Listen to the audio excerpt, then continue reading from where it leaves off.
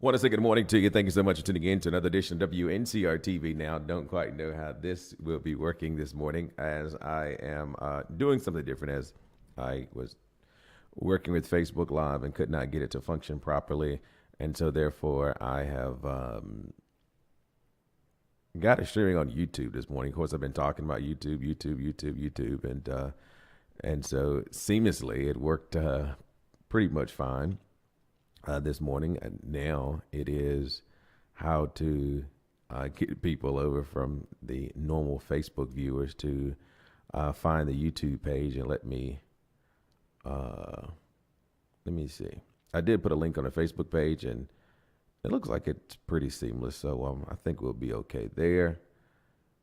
Good morning, family. Now streaming on YouTube. So there we go. So anyway, we will continue to talk about things impacting our state, our city, and our nation. And then I'm maybe going to leave Facebook alone as it is, for some reason, since I started the show again, it's not functioning properly. And you have to do a couple of things that in my tardiness here every morning won't allow me to consistently do. So we'll see how that all unfolds. Of course, a lot's happening in our country, a lot's happening in our state. We talk about that oftentimes, and what do we do about it? How do we take meaningful action towards it to be a responsible citizen? All of those things are important. Also, before I get into any further information, I think Miss Shirley Arrington has celebrated a birthday. So happy birthday to her. I did see that on Facebook. And of course, there's a lot of bereaved family all across this city, across this state. And, we just keep all of those individuals in our prayers as we move from here to there. Just keeping them in our prayers. May not know what it feels like, understand the why, understand the moment, but certainly we got to learn to celebrate each other while we yet still can. To be kind and nice to each other while we still yet can as well. All of those things are critically important in this thing called life. Of course, today is February 24th, and that means that there is the meeting for the Rocky Mount City Council. They will meet today at 4 p.m. That's their regular scheduled meeting. And so we'll take a look at what's on the agenda today. And is that showing up? Let's see here. I do believe so. So we'll just get that on screen. Yep, that's already functioning. And I didn't think I clicked on that, so that's good. Let's see, RockyMountNC.gov. So we'll be able to click right through there. Also, I do believe the city has kind of updated their website a little bit. So let me see if we can just navigate it online to get to where I'm going to be reading from. How about that? So, of course, this is the City of Rocky Mount's website, and so they are using some captions of things in our area and highlighting, it looks like, downtown, which is always great. Some people came from New Jersey going down to Florida, and they were maybe highlighting all throughout the city, but they stopped in the restaurant Sunday and was talking about the community. I was talking about downtown. They kind of looked over the place as they were yet here, and reminded of someplace in Texas. So, of course, this is the City of Rocky Mount's new and updated website where you can go, and as you saw me kind of go through the different areas there, we're going to click on City Council agendas and minutes, and we're going to pull up the PDF for today's meeting, and the agenda is the following. But even before I do that, of course, every now and then I'll read this, and I hadn't read it in quite some time, so I want to read it this morning. It talks about the City of Rocky Mount Council's vision statement. It says the city is composed of people of diverse backgrounds, heritage, interests with shared sense of value, stewardship, and community. It is a city where all citizens have the opportunity to realize their full potential through individual initiatives and community support. Its citizens enjoy and value the benefits of efficient, cost-effective, and responsible public service, a strong and diversified economy, a superior culture and educational resources. Rocky Mount recognizes and appreciates its history while responding to the challenges and opportunities of regional and global changes in a practice and a realistic manner. So that vision statement was created a couple of years ago now, and hopefully they are living up to those expectations every day as it's set out, and constant reminders say, hey, what are we doing? One thing I will say about the city council agenda also, it kind of lets you know what they do, when the meetings are, and the informal work sessions or committee meetings. And it clearly says the city council generally conduct work sessions or committee of a whole meetings at 5 p.m. prior to the first regular monthly meeting. The committee of a whole is the entire city council meeting as a committee to discuss matters requiring more in-depth explanations, studies, or discussion.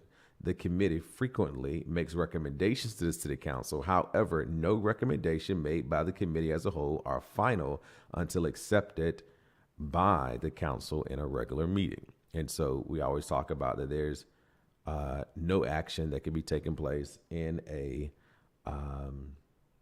committee of a whole meeting or any other meeting thereof, and directives and all that kind of stuff for that matter.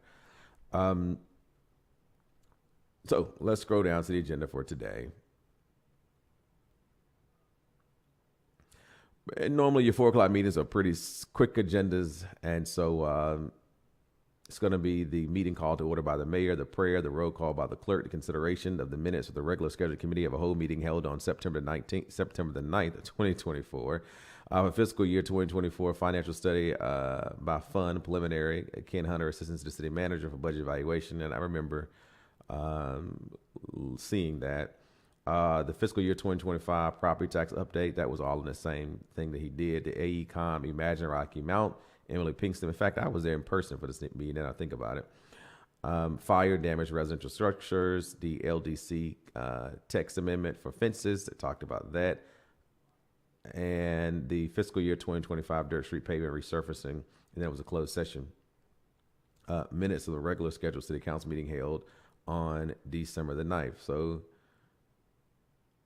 that is good that they are getting a little close. Or did they not have a meeting on December the 9th? No, they had a meeting on December 9th. So that's good. Now, it's interesting. You got a September the 9th. Oh, that's a committee meeting, but a council meeting. Okay. Got it. Got to answer all questions. Then by the time we get number 5 is considerations and or deletions to the agenda. Number 6 is community update by interim city manager Peter Varney. And then there's going to be presentations and recognitions. And so it's going to be a presentation of proclamation proclaiming March the 15th through March the 23rd, 2025 as Creek Week to Tim Farmer, the Director of Public Service. And item 8 would be petitions to receive from the public. And of course, you do know that that's next Monday. You do know that you need to have your sign-in sheet to the security officer prior to speaking and prior to the start of the meeting. And presentation are limited to 3 minutes. And of course, time is monitored during those particular times. Item 9 is the consent agenda. On that, I have a couple of items, which is consideration of budget ordinance amendment of the fiscal year 2024-2025 annual operating budget, appropriating $5,000 to general fund for Electric Cities and NC Smart Communities grant. Item B is the consideration resolution authorizing lease agreement with Title Data Services for about 0.2 acres located behind the substation of 14 on Gold Rock Road, 3-year lease for $1 per year. Item C is consideration resolution authorizing lease agreement for Aaron Dunit, aka USA Inc., doing business as Laziz for Rocky Mount city-owned property, 207 through 211 East Thomas Street.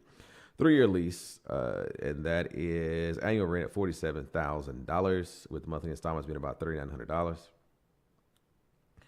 Item D is a consideration of a bid for installation of a substation 10 and 2, a 69 kilovolt breaker upgrade in the amount of $116,000 to Pike Electric.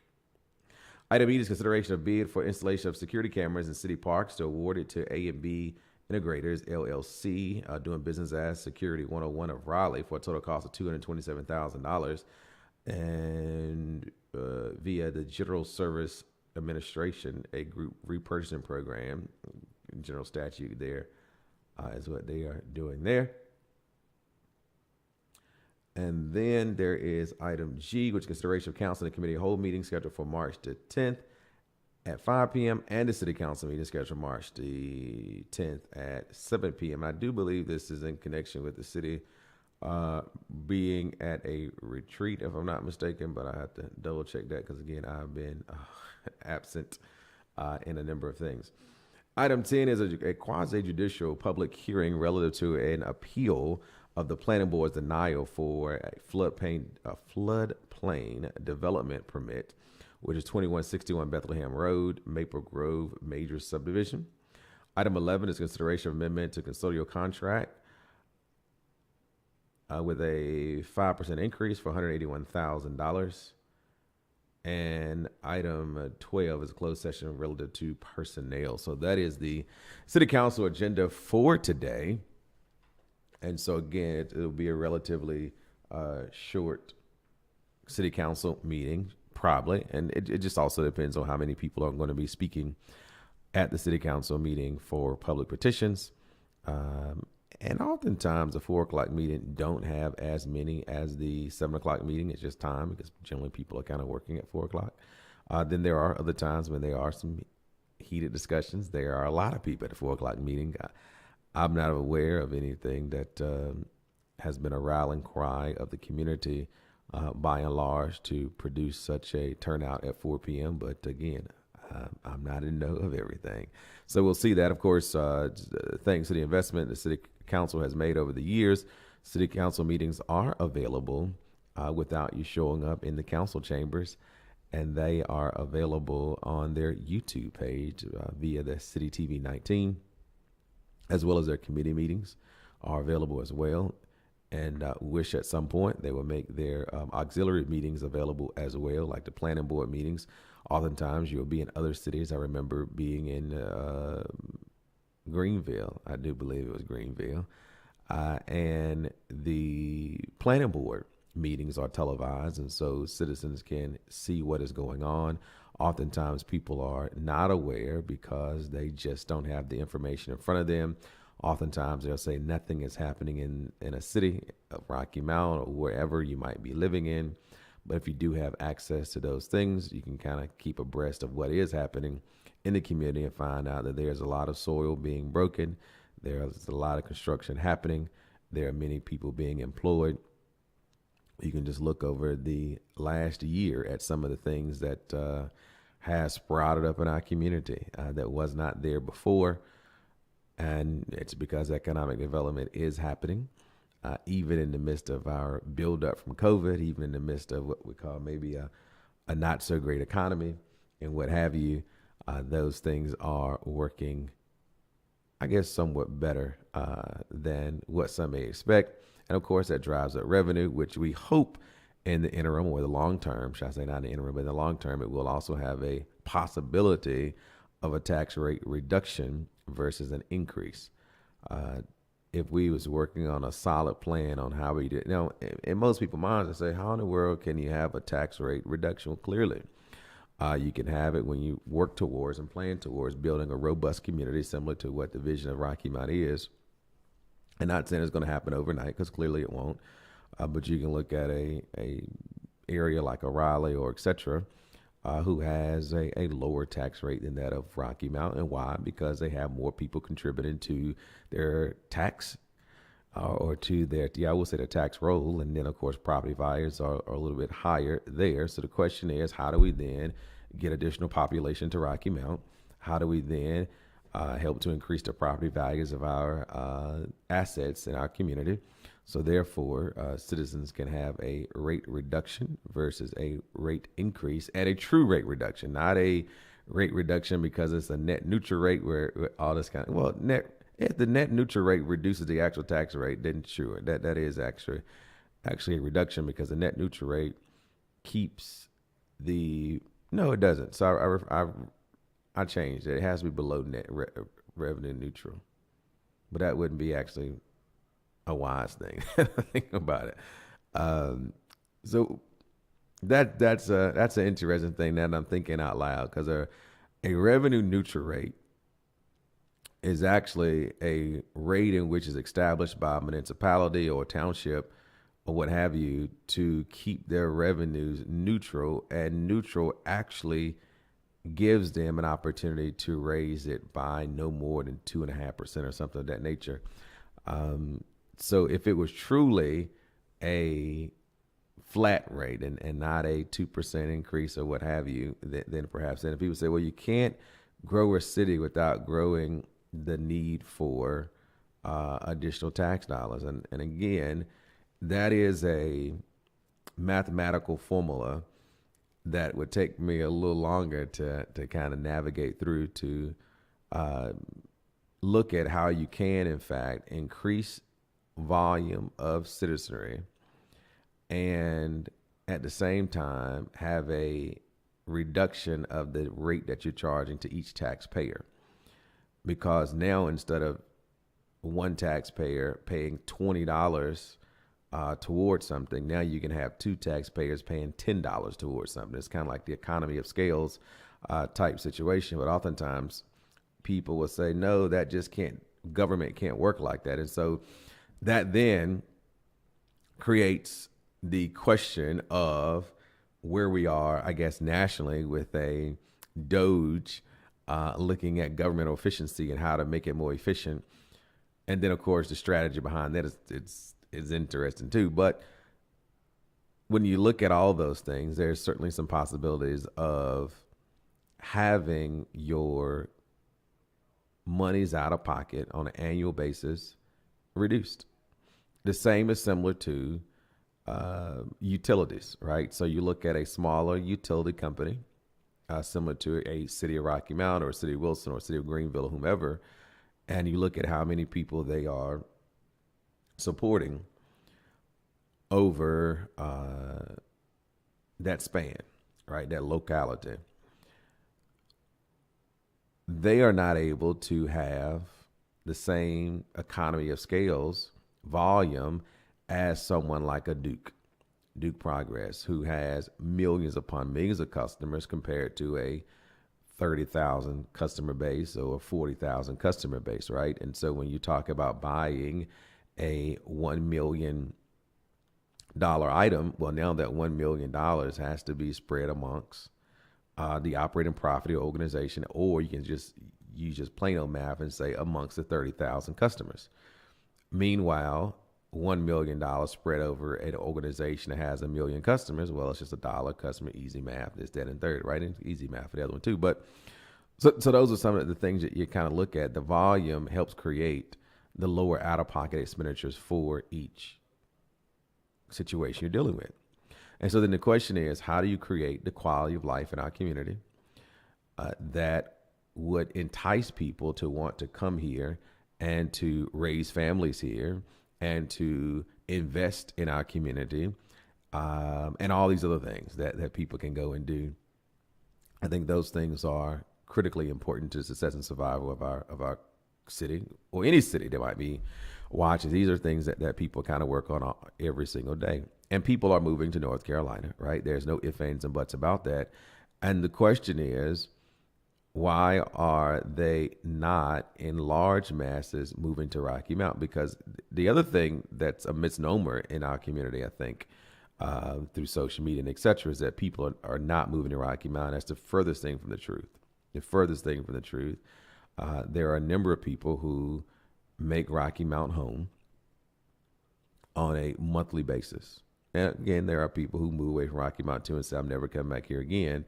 Until they go somewhere and realize, you know what, there's no place like home type situation. They find themselves back in the community as well. We look at some of the people who left Rocky Mount years ago and went to D.C., made a living, worked, got to retirement age, came back, made all that great money, and said, let me go back to Rocky Mount where I can get more house for less money or less house for less money, because the cost of living is certainly different from a metropolitan area such as the D.C., the District of Columbia, in the Maryland area, or the DMV, should I say, compared to that of Rocky Mount. Even with the conversation that we have about our utility bill, when you start factoring in it as a consolidated bill compared to other areas, it does have some sense of being a little high, but at the same sense, it is when you break every single thing down as to what type of utilities you're paying. Ultimately, when people think about utilities outside of Rocky Mount, they just think about totally electricity. But of course, our utility bill is a consolidated bill that has electricity, has water, has another cost-making situation called wastewater, storm water, refuge is on your bill as well, and any other thing. And then, of course, then the taxes upon that, which again kind of staircases that bill to be even higher compared to a Raleigh area where you may just have a Duke Progress bill for your electrical component, which again is spread by a number of people so they can share that cost of distributing that utility to the many customers. And then you have PNSC or whatever it is, the gas company, so that you send your separate bill for that. Then you'll have the city of Raleigh sending you a water bill.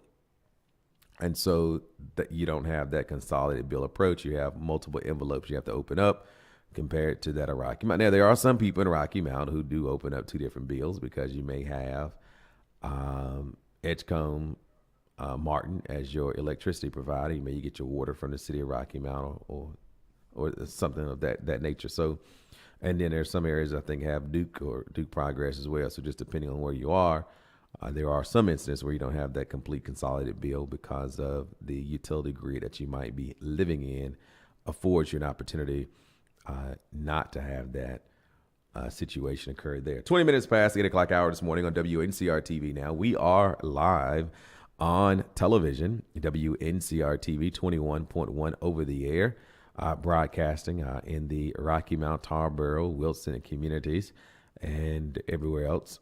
And then, of course, we are this morning streaming on YouTube. So generally we would be streaming on Facebook.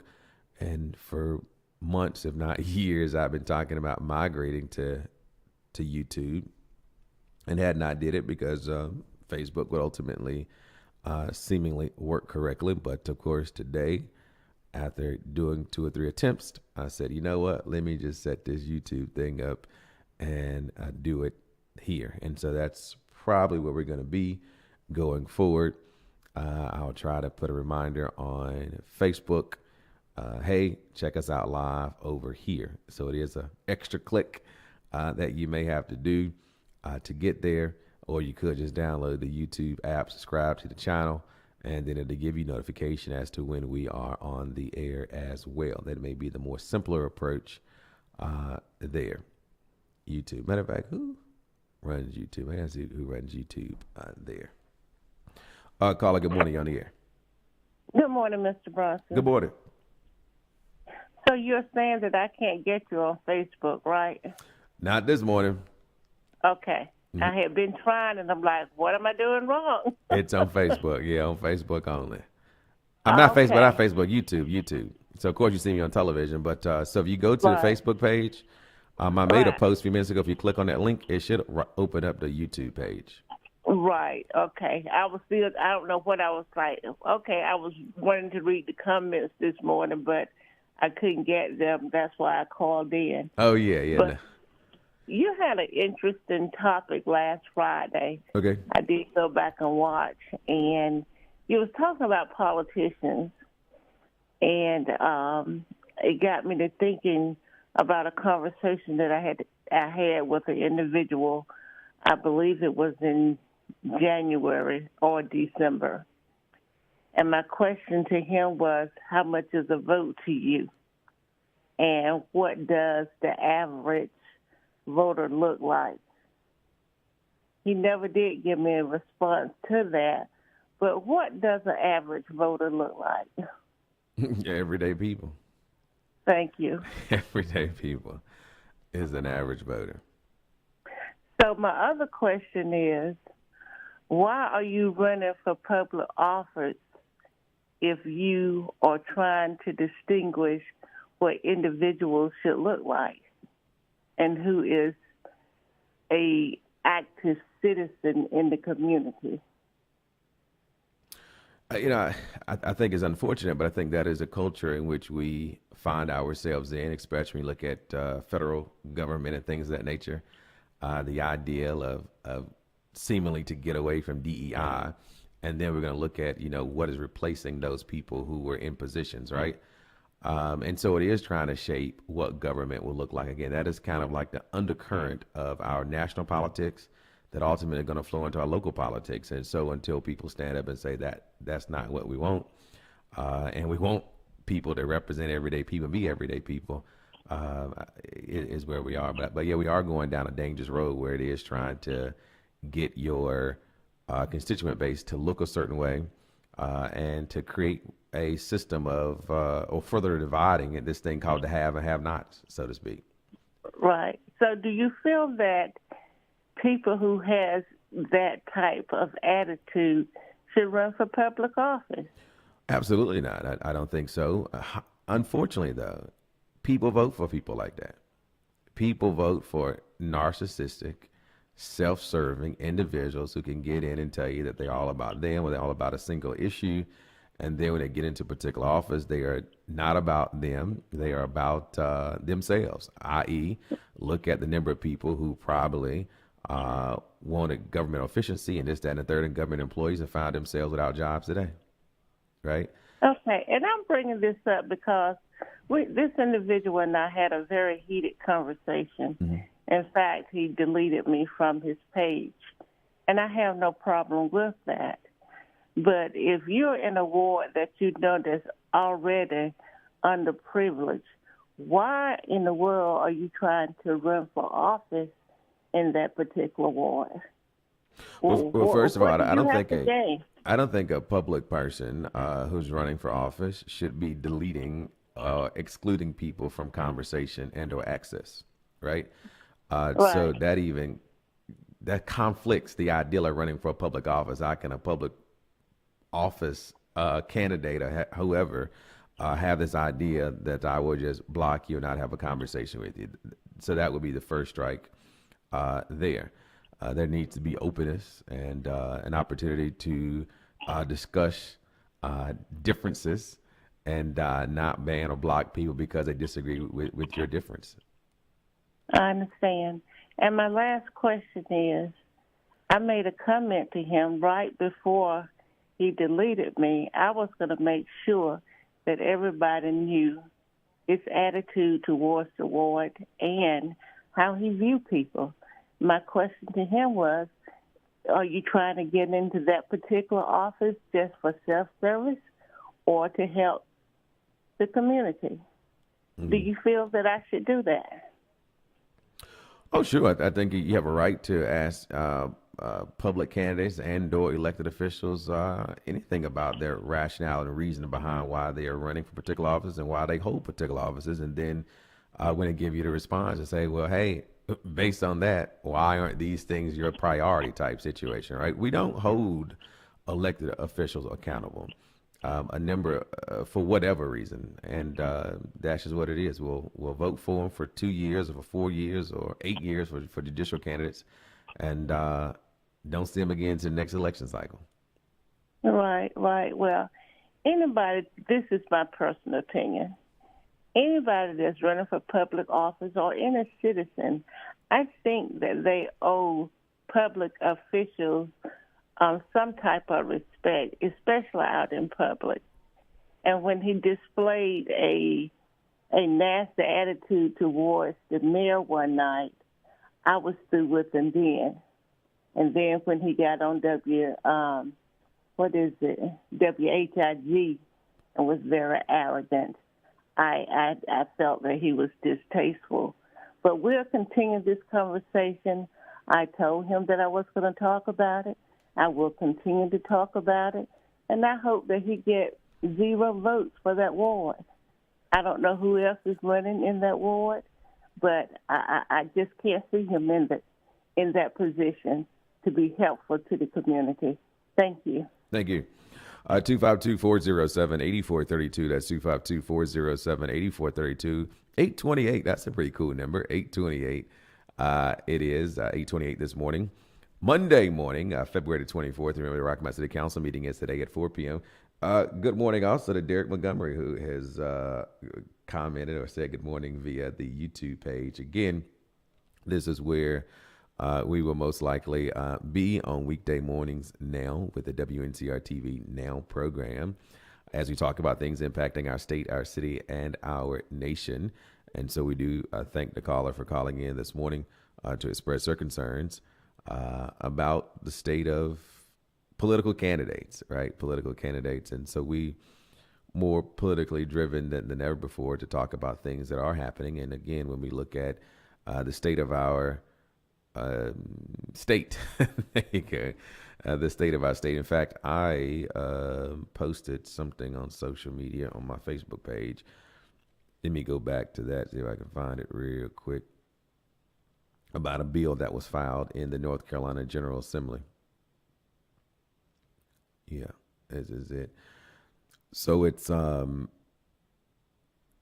House Bill 171. House Bill 171 that's filed in this session of our General Assembly. Anyway, so the bill asks new General Statute 126-14.7 entitled Equality and Merit in the State Government Workplace, No DEI, as follows. Directs that no state agency can promote, support, fund, implement, or maintain workplace diversity, equity, and inclusion DEI programs, policies, or initiatives, including but not limited to using DEI in state government hiring and employment, maintaining dedicated DEI staff positions or officers, or offering or requiring DEI training. Defines the following. And again, I always say that good legislation gives you definitions as to what they're doing, right? 1, differential treatment. Any distinction, exclusion, or difference in policy, practice, or action that impairs equal access to opportunities or benefits based on a protected characteristic. This definition does not apply to anti-discrimination measures, reasonable accommodations, legal requirements, or bona fide occupational qualifications. So again, there was a conversation about getting rid of DEI and saying, okay, some DEI is dealing with our handicap accessibility situation as well, because then you'll start excluding individuals that have a documented disability. And so courts will say, nope, wait a minute, we're not talking about that, right? Then it leaves you to say that when we're not talking about that, then we're only talking about one thing or two things. It will continue. Number 2, diversity, equity, and inclusion, or DEI training, a program, policy, or initiative or activity designed or implemented to A, influence hiring or employment practices with respect to race, sex, color, ethnicity, nationality, country of origin, or sexual orientation other than through the use of merit-based hiring process in accordance with any applicable state and federal anti-discrimination laws.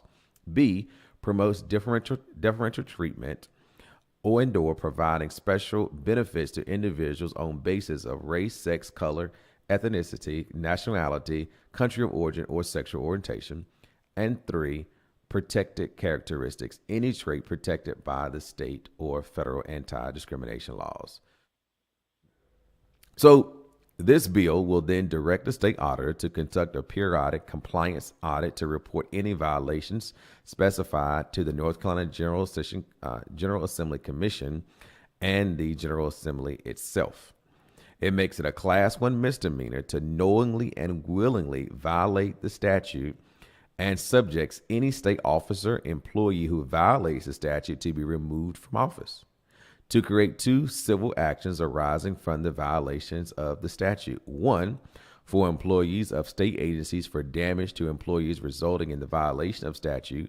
And 2, injunctive relief, declaratory relief, and attorney fees by any person provided for venue that contains a severability clause. Now that's going to be quite interesting because generally they have been made that you can't sue government when they're doing official capacities, this, that, and third. Even Supreme Court says, hey, the U.S. Supreme Court, there he is, say, hey, presidents have immunity while doing official work. And so now this is saying, listen, if you're doing anything dealing with DEI, we're going to want to not only give you a charge, we're going to then want to find some relief, some punitive damages that you or individual, organization, whomever, say they have suffered because of some DEI initiatives. And then it also adds General Statute 143-162.8 entitled No Public Funds for DEI as following. It prevents state agencies, units of local government, or non-state entities from using any state funds for public monies to promote, support, fund, implement, and or maintain DEI initiatives or programs. So that's going to be interesting because prevent state, local government from you. Okay, no, any state or public monies to promote. So the city of Rocky Mount in particular has a minority program in place to try to give minorities opportunities to have contracts with the city.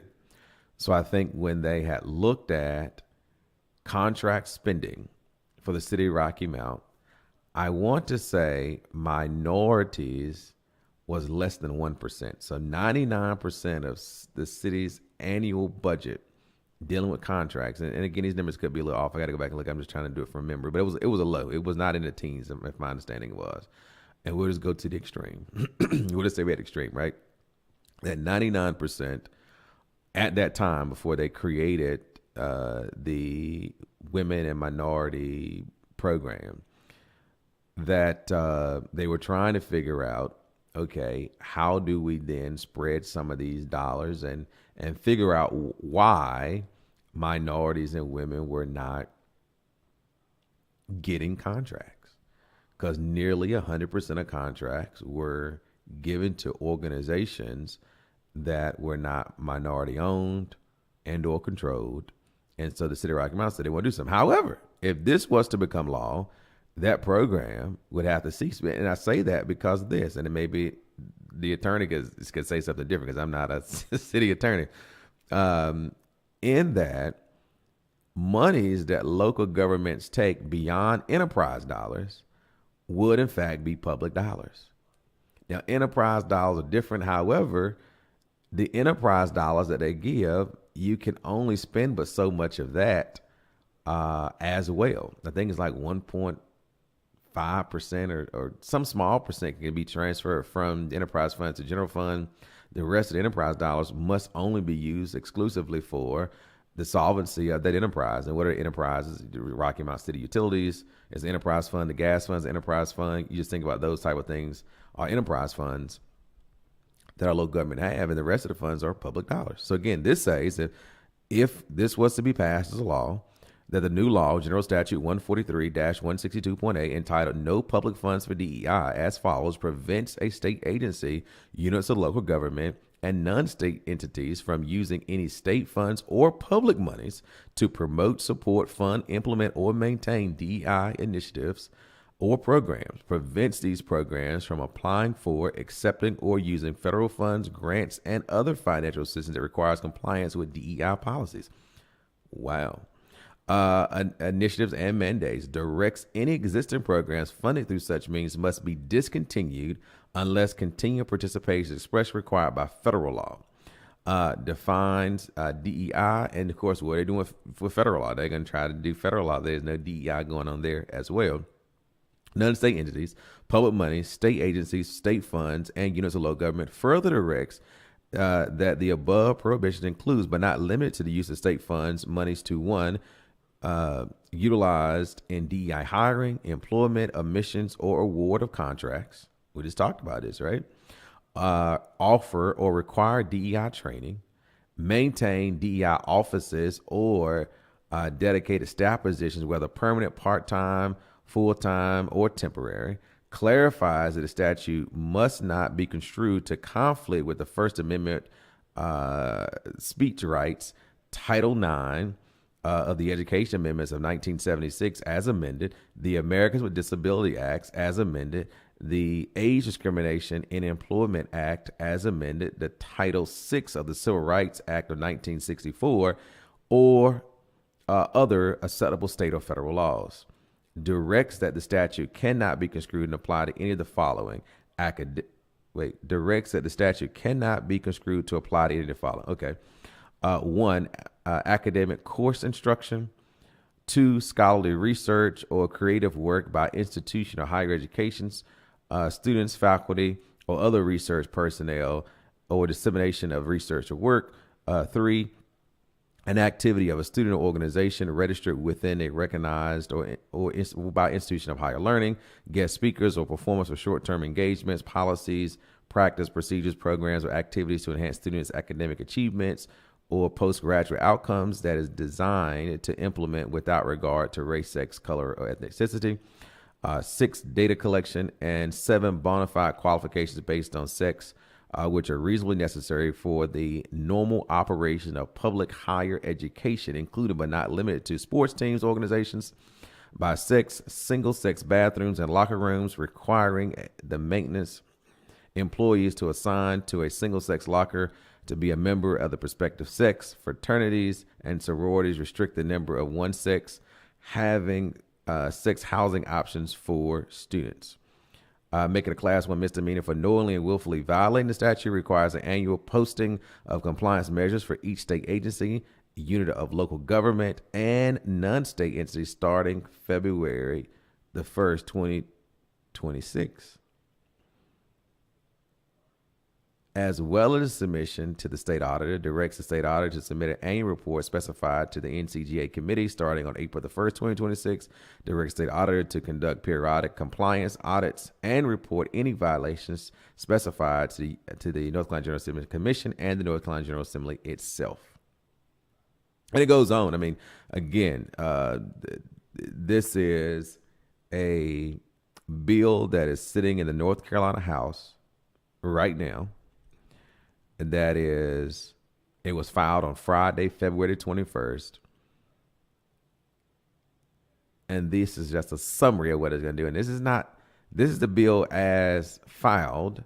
Of course, the bill may be amended to add this or take away this and this and that. We don't know what the final vote on the bill will be, if it even gets a vote. But if it does, in its current format, you got a road to travel. I can tell you, at the end of the day, as it relates to, of course, you got people who say, hey, I don't believe in DEI. I believe that people should be hired based on merit. And unfortunately, I don't know if there has truly ever been a time in our country, so I'm talking about all 50 states, the District of Columbia, and any other territories that exist, in which there has been merit-based promotions.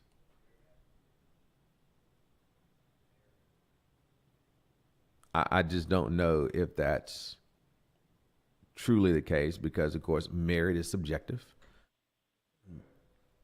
Merit is objective. Even when it came to, there have been findings that when it came to schooling and getting students GPAs, there would be some calculations there historically to bump certain students' grades up because they didn't want the student who had a proficiency, who happened to be a student of color, to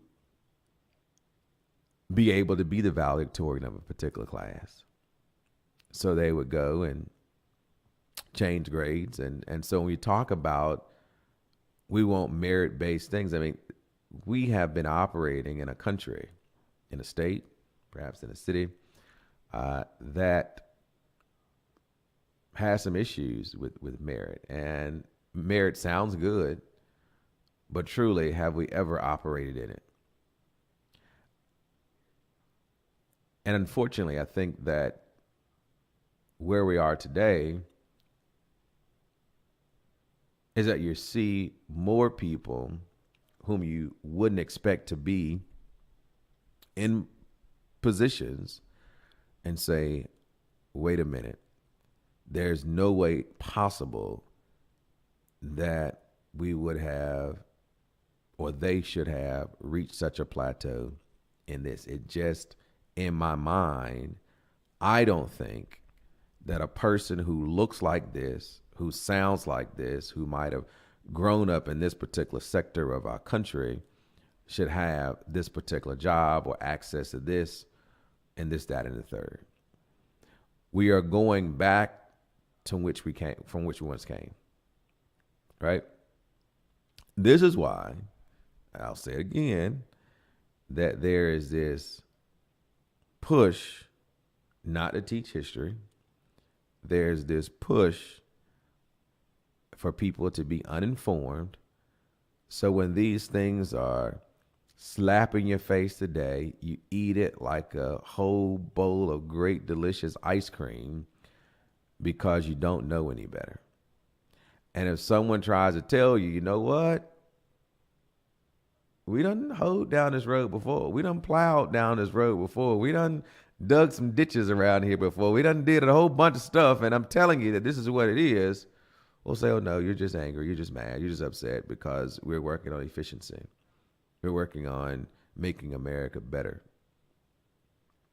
America became a step to being better when America was forced to recognize that we should live in a nation where we don't see skin color, but unfortunately we do see it every single day. So much to say that it's in reverse to say that when you have DEI programs, and now let alone when you look at diversity, inclusion, and diversity, equity, and inclusion, that when you look at the disproportionate numbers that still exist in those programs, 1, 2, 3, 4, 5% is too much for some people. So then you got to ask yourself, why is that? When you got a big old cake and you slice that cake into 100 pieces, and you got people who will be upset because 7 slices of that cake went to somebody else. 7 slices, 7% of a cake goes to someone else who oftentimes is neglected, historically been disenfranchised, been left out, been disempowered, devalued as an individual or as a group of people. And we're concerned about the small percentage. Now, I can see if DEI came in and, oh my Lord, you went from 1% to 93%. I would get it.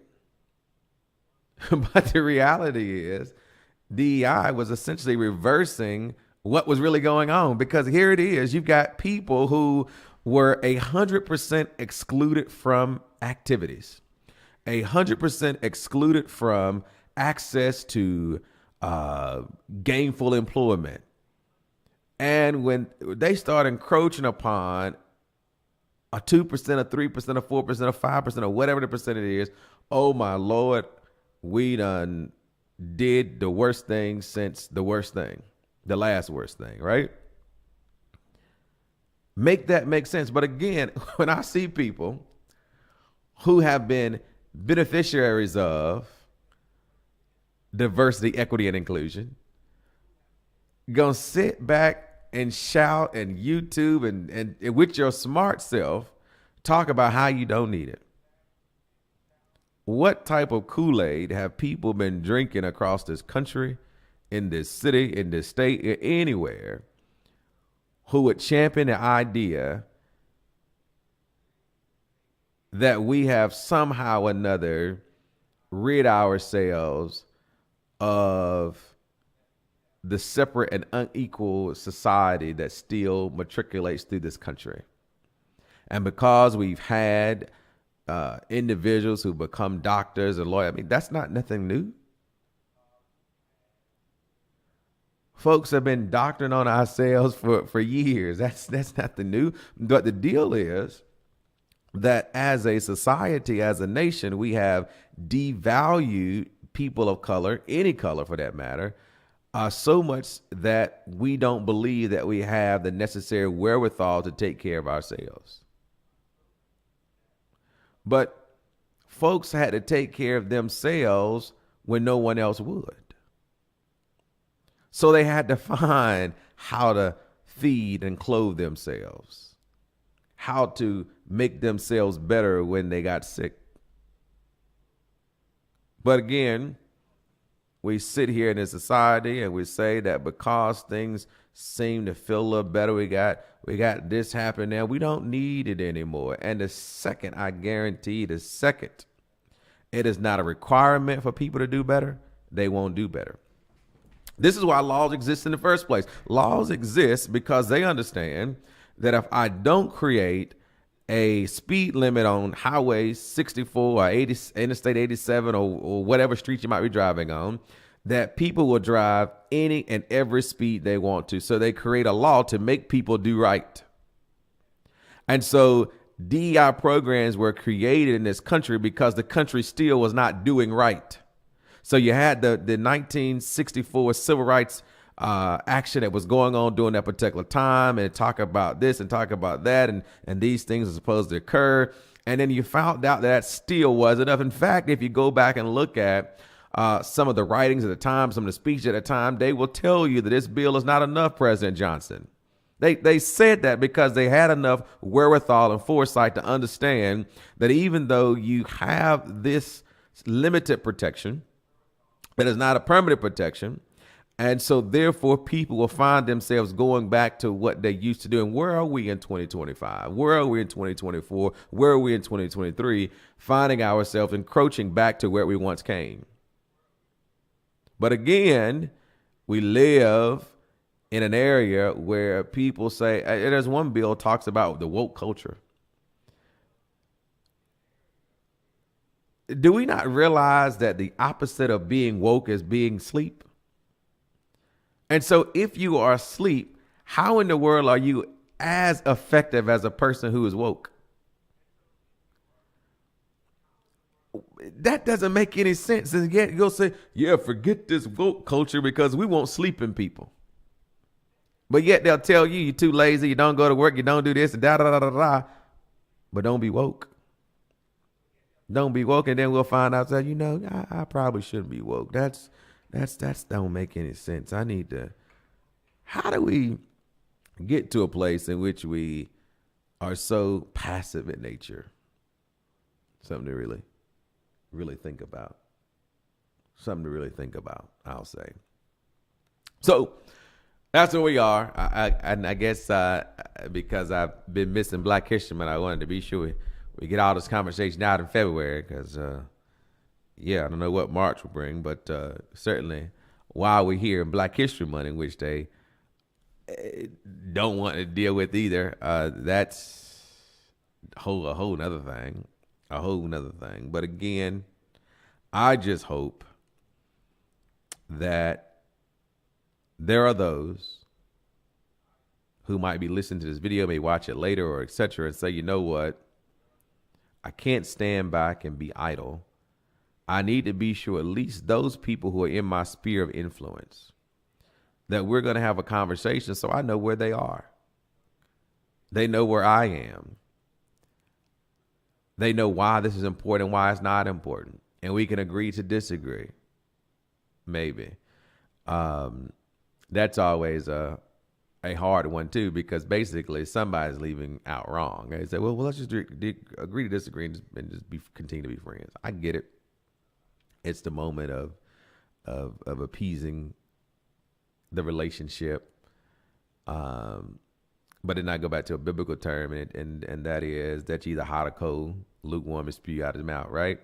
And so agreeing and disagree to me is like that lukewarm type situation, that it has no sense of purpose, but we have made it a man-made thing that we could do that, and you got two people both leaving thinking they're right, and somebody got to be wrong, or there's enough right in both of them, but they're fighting and competing against each other. They fail to realize they may very well be saying the same thing, but they're saying it in a different manner in which they haven't gotten off that emotional roller coaster to be able to properly say, you know what? I hear you now. I see exactly what you're talking about. Because I was saying that, I was just saying it differently. But ultimately, yeah, we're still trying to go to South Carolina tomorrow. We're still trying to get there, and we'll get there. And here's how, right? So that's something certainly to think about as well. 252-407-8432. That's 252-407-8432. Got a few more moments before I get up out of here this morning. And it is my goal to be here every day as humanly possible for me to share my thoughts, hopefully your thoughts as well. You will be, there is a chat box on YouTube, and so you can chat in there. Good morning to Jacqueline as well, who said good morning. And so as we continue to build the consistency there, because again, I was off with about a month and some change there.